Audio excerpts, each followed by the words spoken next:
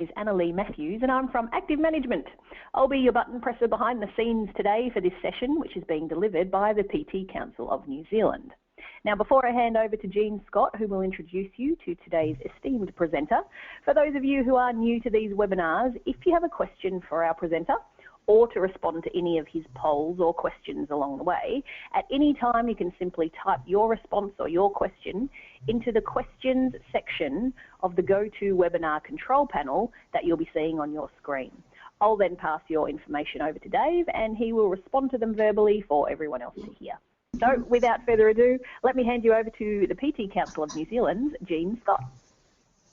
Hi, it gives me great pleasure to once again introduce Dave Liow from Kaizen Institute of Health. Generally, as trainers, we look after the body by prescribing functional physical exercise. Dave and the team from Kaizen look after the functional inner body. Small steps to continuous movement.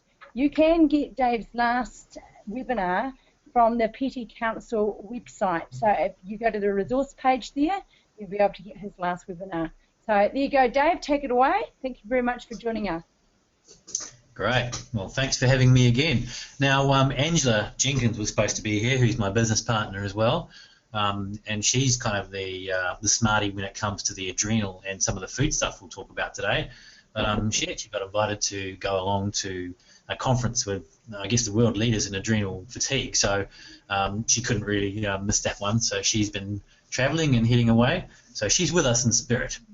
Now, I guess some of you have probably had a bit to do with us in the past, and there's a few websites there as well if you want to kind of check out what we do.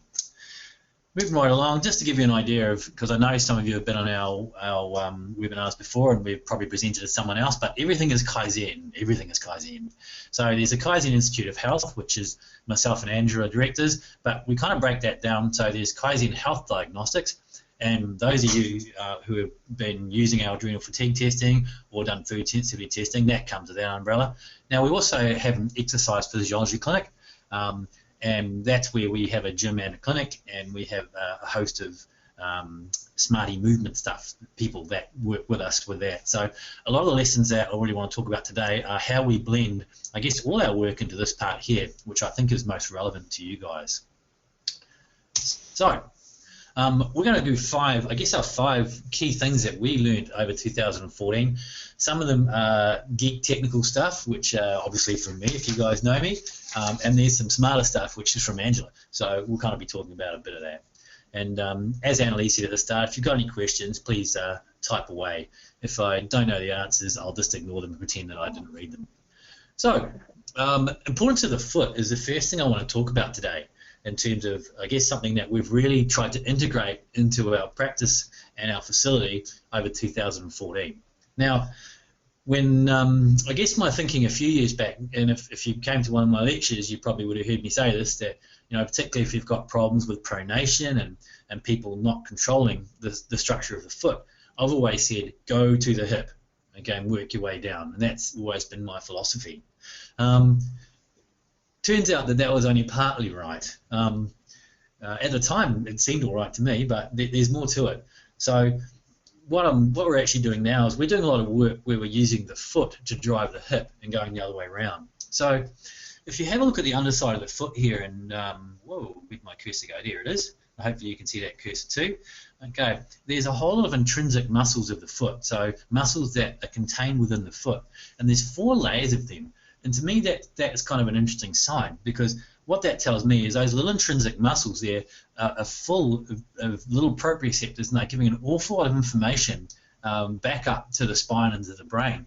Now, what that means is that you've got a sensor. That foot is a sensor, and it's giving your body a whole heap of information about what kind of surface it's on, what kind of loads there are. It's a really smart sensor that is providing the information that will drive the whole body. So what happens, of course, is when we put that sensor and we dumb it down with 3 inches of foam and then put a case around it, well, those sensors get really dumb. And when the system can't get information, it doesn't really know what to do. So one of the things that we've really worked a lot in 2014 was to really smarten the foot up to get that sensor working to drive information back into the body. Now, why doesn't a glute work? Well, if the glute's not told to work because it's not getting information from the sensors, well, maybe that's not why it's working. So we can look at the hip down and go chasing the glutes and use that to help the foot structure. But also, I think if we have smart sensors in the feet there, we can help drive everything up the body as well. So we're getting way better results now working from both ends. So really working a lot on barefoot work. We have a whole lot of foot toys, and if you've been to some of my workshops, you've probably seen me pull out some of my toys. I've got even more now. And in our clinic here, look, we run our own show here, and we had a discussion when we first opened up this facility. Should we go barefoot or not? I don't wear shoes really. In fact, people are surprised I actually own shoes when they see me in them, and because I want my sensors to be super smart in my feet. And we have some cupboards now where when people come in, not everyone does, but people can take their shoes off and we get their feet working. And we have a no shoes policy in our place because look, we figure out from an OSH perspective, look, hey, someone's going to drop a dumbbell on them, sure, we're going to get in trouble, but in all consciousness, we can't send people out there to be injured by having dumb feet that aren't feeding their body. So that's a call we made, and we haven't been sued yet, and let's hope it keeps that way. Now, just another idea on that sensor, just to really hit that home. If you have a look at the dermatomes, which are how they the nerve, the sensory nerves that go back to the spine here.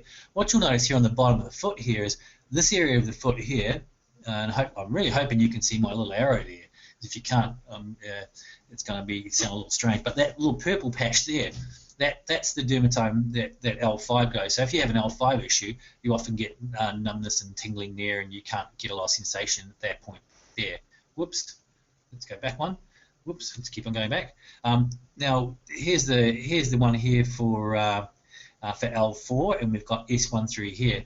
Now, I don't think that's a coincidence that where we often have problems in our back is exactly those levels, L4, L5, S1.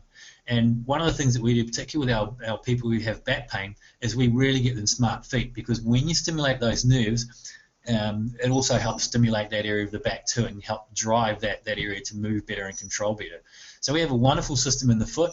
I guess one of our key learnings from 2014 we want to share with you is the importance of the foot. Okay.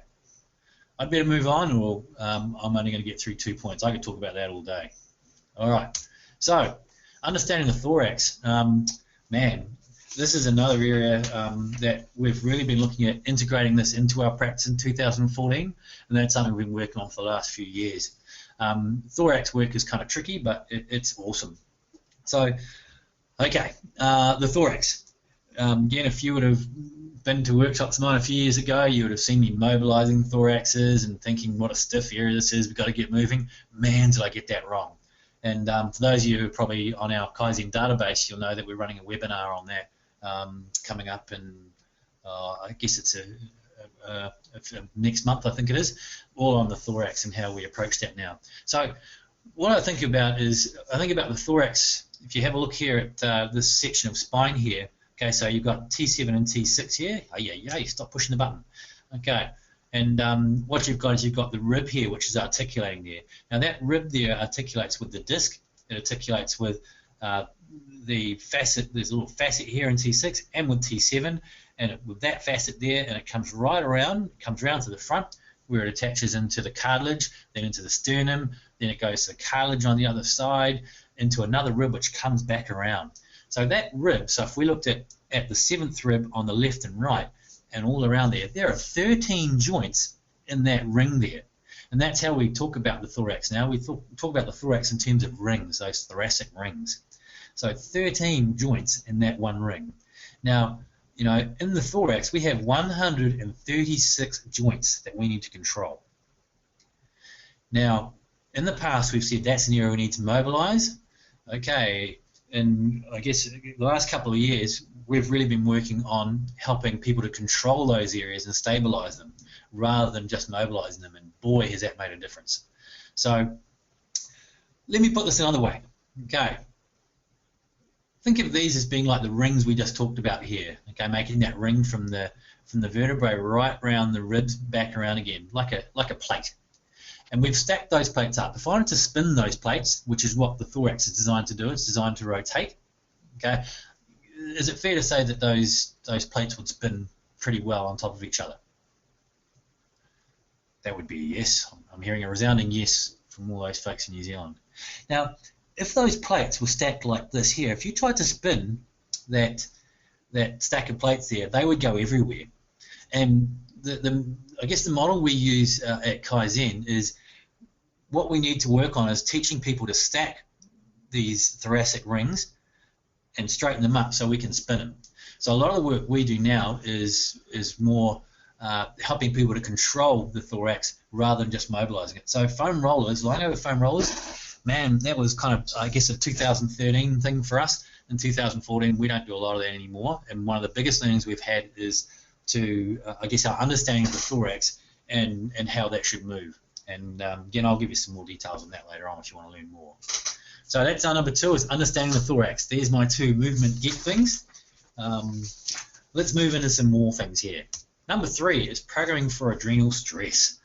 Okay, now this has been a massive fun, particularly for me. I love the musculoskeletal stuff, and when it doesn't work, I get really upset. And usually the reason it doesn't work is because there's a lot more going on. And unfortunately, we're not just musculoskeletal beings with joints and muscles and movement. We've got some inside bits that need looking after too, and that's really what Angela's forte is, and that's I guess where she's working today. So adrenal testing, let me give you a quick rundown of what we're looking at here. So some of you may be familiar with this. Okay, what we're looking at here is cortisol. Cortisol is our stress hormone. So, and I'm sure you've all heard of that. So we've got measures in the morning, the noon, the afternoon, and night, and we've got a total sum of cortisol throughout the day. Now, the opposite of cortisol is DHEA, and DHEA is our repair and recover hormone. So the balance between cortisol and DHEA is absolutely vital. Get those wrong, well, you're going to have some problems. You're going to get more catabolism than anabolism, so people will break down literally. So if we look at this here, so ideally, okay, here's our low and high range, which are our green and red lines here, and that's where we expect people to be within those ranges. So you can see our person here has very low morning cortisol, which just keeps getting lower. Oh boy. Now, that's very low cortisol. This person here is in phase 3 adrenal fatigue. So we have our phases of adrenal fatigue. So phase 1 is when you've got a bit of a buzz going on, things are busy, you're hyped up, you're ready to roll. You can do that for a certain amount of time. Some people can do it longer than others, but yeah, that's not the way we're designed to live. Phase 2 adrenal fatigue is when you're probably struggling a little bit more. You're starting to get fatigued and a bit run down, and things are starting to get on top of you, and your hormones are starting to get a bit of a beaten up. Come phase 3, it's when the system starts to go and shut down, where the system simply can't keep up anymore. It can't produce enough hormones. It's starting to break down, and that's when people get a lot of fatigue. Depression's a common thing as well. They're in flight and fight mode, and what happens with the hormonal system is if you need these hormones here. So if your body can't produce them because it's starting to get run down, it'll just take them from somewhere else. So it starts messing up with your sex hormones. It starts messing with your blood glucose. It starts giving cardiovascular issues. A lot of the issues that we're seeing today are in direct response to stress and driven by these hormones. So that's what we're looking at. Now, when you have someone who's in this level of adrenal fatigue here, man, if you smash that person, if you come in and boot camp their butt, they are literally going to fall apart on you, because at this person here, okay, they have no DHEA, okay, so they've got no repair and recovery, and they've got a lot of stress going on. So this ratio here is absolutely vital, this cortisol to DHEA ratio, and ideally it should be around 5 to 6. This person here is 14.7, so they've got a lot more breakdown than they have repair. So when you see that, man, that is not a time to be doing some super heavy lifting, some CrossFit, some boot camping. This person needs some TLC. They need some mobilizers. They need some breathing. They need to focus on their eating, their sleeping. They need a bit of an overhaul. So when particularly when we've had some problem children here which aren't responding to exercise how we should, and are starting to get beaten up. We want to look deeper, and this is often where we look. And when we see results like this, we start treating those people a little differently. So how does that apply to us? Well, here is my first question here, and I'll get you to type your answer in here. What you think that will be. What percentage of personal trainers have phase 3 adrenal fatigue? We've compiled all our results from New Zealand and Australia, the personal trainers we work with, and we pulled out only the personal trainers out of this. What percentage? Give me an answer. Go now. Interaction. Do you think? I've got a 75. 75? 80. What else do we have? Type something in. 75, 80, 65.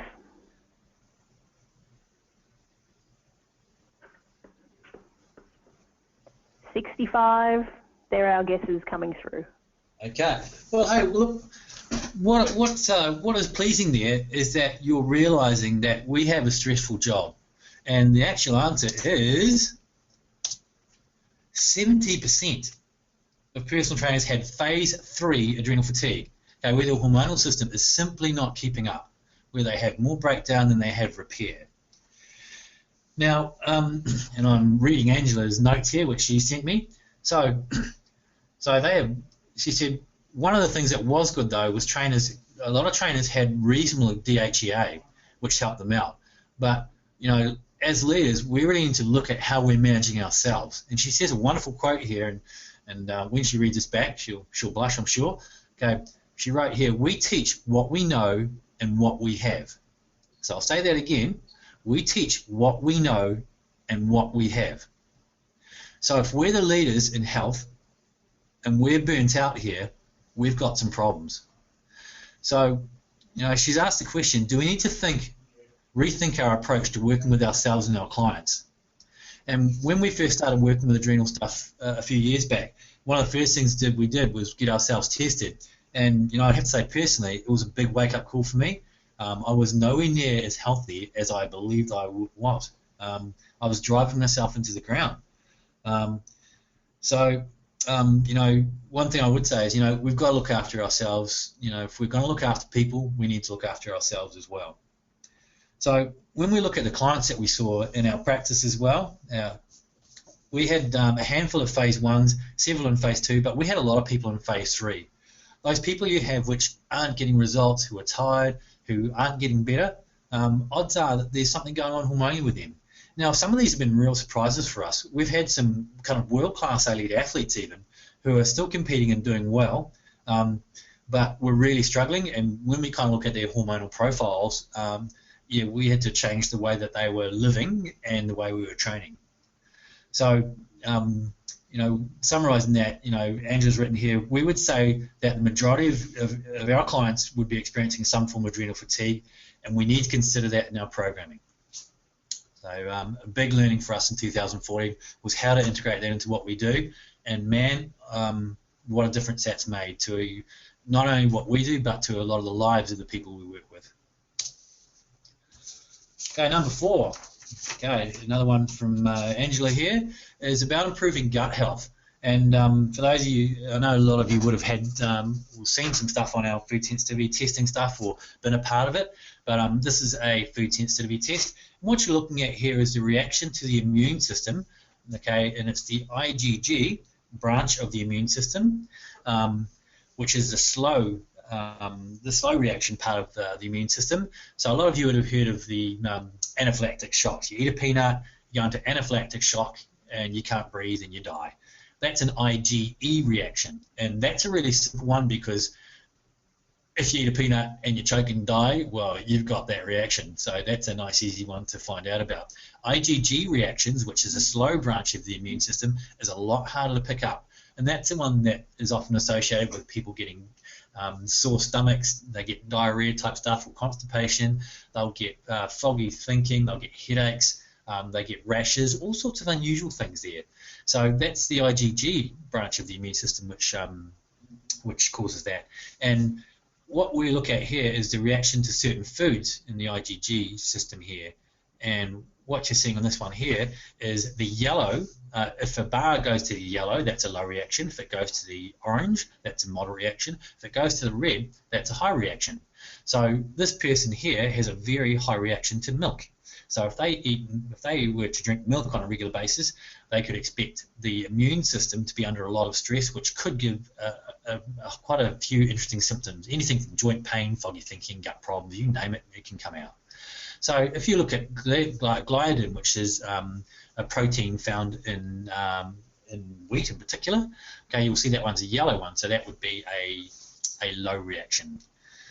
So let's have a look and see what we found in 2014. Okay, here is my next question for you. Okay, which of these food types was the most reactive? From what you're thinking, would it be grains, which includes things like wheat gluten, gliadin, rye, and oats, and a whole lot of other things? Dairy, which is cheese, milk, blah, blah, blah, and nuts and seeds. So type your answer in, A, B, or C. Which one do you think gives people the most problems? We've got a grains, a dairy, another dairy,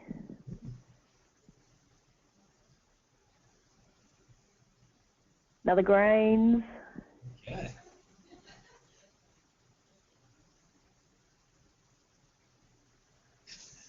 All right. You guys are doing pretty well today. So look, a lot of people seem to think, gluten gluten is an issue, and those of you who are on the our KH movement specialist Facebook, I think someone put an article there which said, "Oh, gluten's not a problem." Man, that's not what we see in our clinic. But gluten can be a real problem, and grains can be. But the number one issue that people were having was actually dairy. So in terms of highly reactive foods, dairy, 35% of people that we tested, and this is hundreds and hundreds of tests there, 35% of people were highly reactive to dairy, 10% to grains, and 7% to nuts and seeds. So if you look at those three foods there, about 50% of the problems were with those three foods there. Now, if we go another way, when we looked at what foods were giving any reaction, interesting, dairy was number one. So dairy can be a bit of a problem there, is what we're seeing there. And vegetables, we also saw quite a few reactions to vegetables, but none of those reactions were high. They were all low to moderate. And fruit, again, there was a lot of people that reacted to certain fruits, but again, they were moderate and low, not so high ones. So I guess one of the key things that we're seeing is a lot of problems with dairy and with grains in particular. And interesting, Angela's thinking on particularly on the vegetables and fruits is that's probably secondary to gut damage. And her belief is that particularly dairy and grains are a lot more harmful on our digestive systems. Now, one of the other areas that I know Angela's been working a lot with is candida. So candida is a yeast, and what it does is it actually causes a lot of damage in the intestine. So it causes leaky gut. And when you get a leaky gut and these foods go through the gut wall into the bloodstream, that's when the immune system attacks them and you start getting these reactions. So we do a lot of work on gut healing, and particularly in anti-candida type diets and treatments. And boy, those have been absolutely life-changing for some of the people here. We have had people drop, 5 kilos in a week of fluid from going an anti-candida diet. Their joint pain has disappeared. The rashes have disappeared. We've had some really interesting results with working with candida and with excluding reactive foods. So that's been a really interesting find. And again, we've been getting some great results with people with pain and with pain issues and movement issues with excluding these problems too. You have a bad gut, I can tell you now that's going to shut down your abdominal wall. You can sit there doing your abdominals and your lower abs and your transverse abdominis exercise and your multifidus switch-ons till the cows come home. If you've got an inflamed gut, you're wasting your time. So again, this has been a real find, particularly for me when my musculoskeletal work doesn't work and I get upset. This has been a real eye-opener for me. Okay. Dave, I do have a question if you'd like Sure. me to pass it on. Yes, Joe please. asks, Re-adrenal fatigue, where and how can we get adrenal levels tested and the results interpreted? Is it from a GP? She says, she or he, I think it's a she. She says, I coach endurance athletes and suspect this is an issue for some of them that go over and above the program that I've prescribed. Is it more prevalent in older adults or the same incidence for all ages? Look, I don't think there is an aging issue. What you do get with age, though, is if you've been under adrenal fatigue for a lot longer, well, you just get more beaten up. It's like anything, you know. If you treat yourself better for longer, you get more problems. But certainly, younger people do tend to have a bit more tolerance, so it's not such an age issue. But certainly, endurance athletes are prime candidates for adrenal issues. I'm just going to flick back a slide here. Okay, and that's a really good question about where to get tested. Now, when you go to a GP and get tested, what will happen is they usually take a sample and you get one reading. Now, that doesn't tell you anything. What happens with cortisol, and if you have a look at the lines there, okay, cortisol is highest in the morning and it goes down throughout the day. The pattern of cortisol is absolutely vital, and that's what we're looking at. We need to know how that cortisol is changing throughout the day. So GPs... most GPs, I shouldn't generalise, don't understand that, and they don't see the relevance in looking at cortisol. We have an adrenal testing program. I'll give you the website at the end there, adrenalfatiguetesting.com. We'll take you through that, and that's where we provide that service where trainers can get trained how to be tested and to test others. So, but we'll talk about that later on. I need to get to number 5. Number 5 is the importance of community. Now, where to spend your marketing dollar is a big one, I think, for any personal trainer. And, you know, one of the things that we work really hard on is we create what's called our Kaizen community. And, in fact, Hamish, who's one of our centre owners now, who brought into our business, one of his roles before he came on board with us was to create that community, because we realised how vital that would be. At the end of the day, we want to belong. We want to be one of those paper people there holding hands in that circle, singing Kumbaya. So, you know, getting people, creating that community and you know, having regular events and getting people to know each other has been just so massive for our business, for our bottom line, and also for the vibe that we create here. And, you know, I think one of the coolest things that I love about where I work is I walk in here and I love being here. You know, the people are cool, and you know, it's like Cheers. For those of you old enough to remember the show Cheers, you know, you walk in, everyone knows your name, and it's great. So we make a real point in terms of how to create that community is we introduce people to each other. So when they're working out and they meet each other, they start to know each other. We have regular events where people can get to meet each other, and funny enough, guess what they have in common? They have us in common. So, you know, one of the other things we've been working hard in that community is to create that community, is to work within our community too.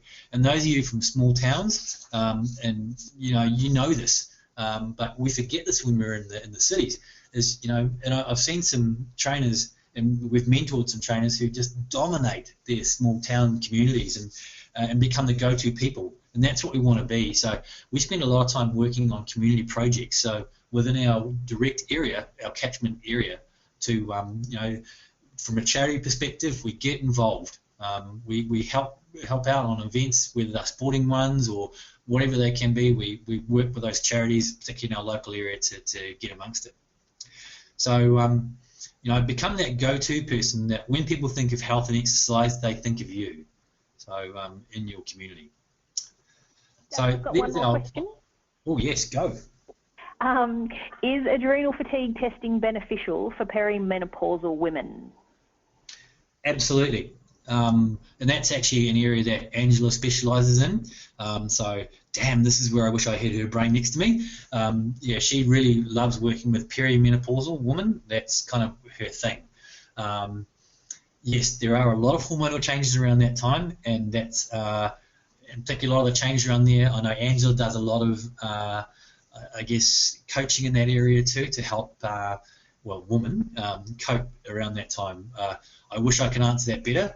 That would be an Angela question, but I know that if you email us, she could talk you more about that.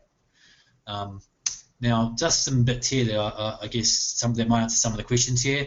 So, food sensitivity testing, if you are interested in with that, we do deals for trainers. That was my alarm saying my time's up. So also check out our website there. We have a poll program there. If you want to check out our Journal for Testing program, go to the website there, type in the password Kaizen to go on the practitioner page, check us out. Hang with us on Facebook. We have some places there. We've just checked them out, and you can go and see what we're doing there. So we have the Geek site, which is my site at the top there. We have our XFIS site, which talks to you all about our clinic and our gym here. And Me Time Specialist, which is Angela's one there, on about people looking after themselves. So also, we have some free webinars which we run as well. Next one's on the thorax, as I mentioned. Email the office there, and they will send you details. Okay. Now, how are we doing for time? Any questions, if we have time, or final closing comments?